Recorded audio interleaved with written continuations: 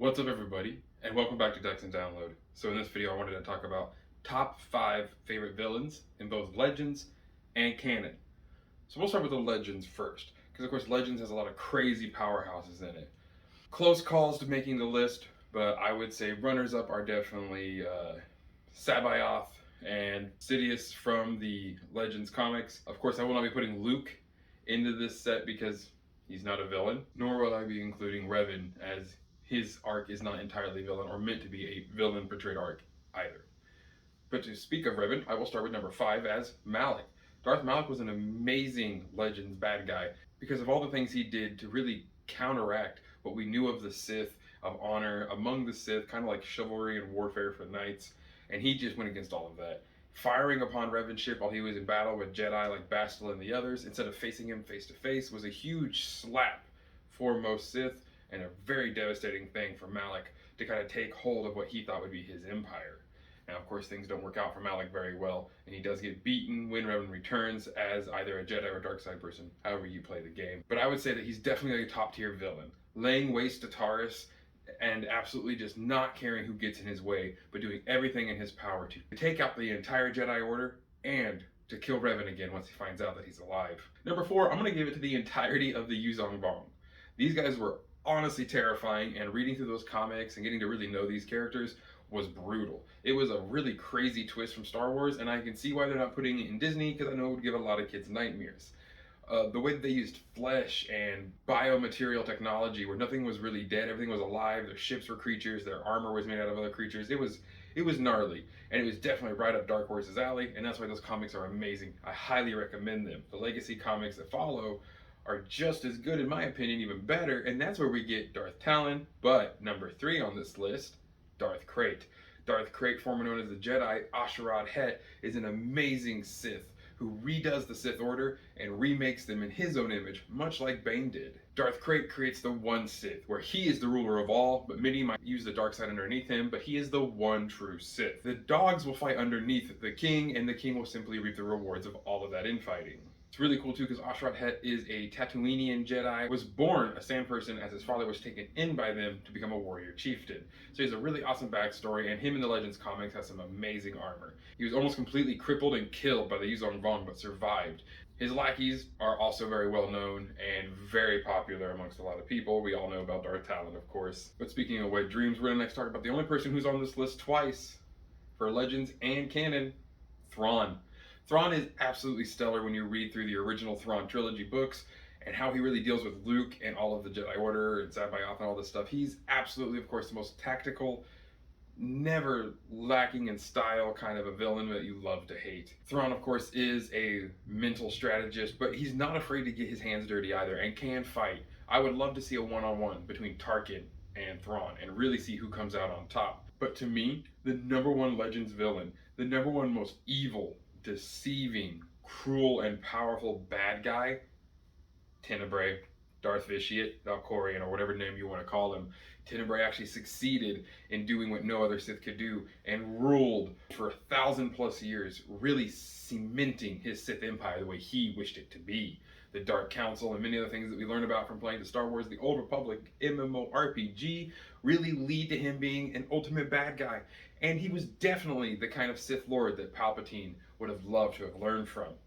Being one of the only Sith to actually activate mass dark side energies, planet scale, wiping out entire civilizations, and using that power to make his life force never ending. Separating that body's mind into Vitiate and then Valkorion. Valkorion making his infinite empire far off in the outskirts of space to then attack the Republic when they were weakened after Vitiate and his Sith empire did all the damage they could. But all of this still just working from Tenebrae, the original pure Sith blood Emperor of the Sith, who even got to this position by doing some pretty messed up stuff. Yeah, after the Great Sith Wars, where Naga Sadow was sadly defeated, he called many of the ancient Sith Lords back to a planet. He then did a massive ritual consuming their life force energy and all of their powers to make him the immortal Sith God Emperor, Sith Ari, in his own mind. He's an absolutely vicious person, and I highly recommend playing through the Star Wars The Old Republic MMORPG, as the latest expansion that just came out also deals with him so much more, and it is a really good final goodbye to a superstar villain. And now, let's get into the canon section of things. So to start off the canon section, let's start with a all-around favorite, a really amazing Sith, and a very badass character. Why is he at number 5? Well, this will be a fun one to explain, but we're going with Darth Maul. Darth Maul, from what he does with the Siege of Mandalore, but through ruling Mandalore, through taking over Crimson Dawn, through just being a constant pain in the ass of the Jedi Order and Sidious at the same time, Maul is an amazing villain who has a very crazy story arc of just becoming more and more obsessed with killing. So I wouldn't say he's the most well-rounded enemy, which is kind of what puts him lower in this list, but he's iconic. We all love the double-bladed lightsaber, Zabrak the Sith, who's just a fury wind of death and slaughter. Number 4, I gotta give it to the exact opposite of Maul, the cool, calculated, calm, and ice-hearted Grand Moff Tarkin.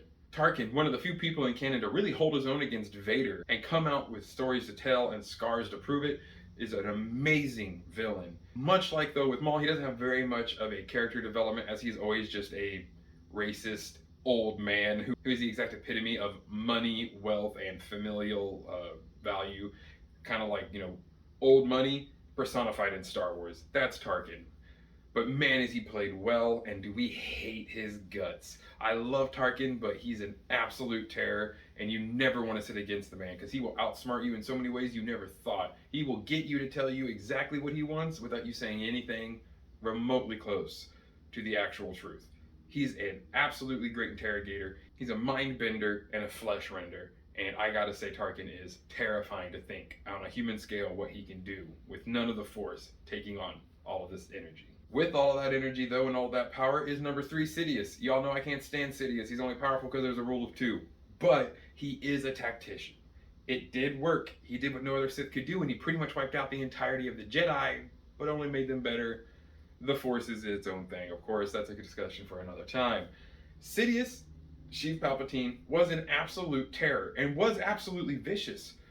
Again, he's 3rd because of lack of character development. He was always just the ultimate bad, space Hitler, space Satan. Like, he is just the epitome of all that is dark, evil, and wrong with the galaxy.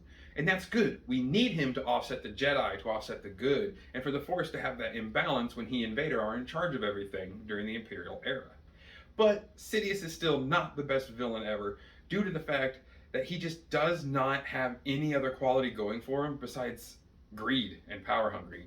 And we see where it gets him. It always does the same thing. He just kind of follows a very classic storyline, and his power and lust for that power is his undoing. Number 2, again, as I mentioned before, going from both lists, is our boy in blue, Thrawn.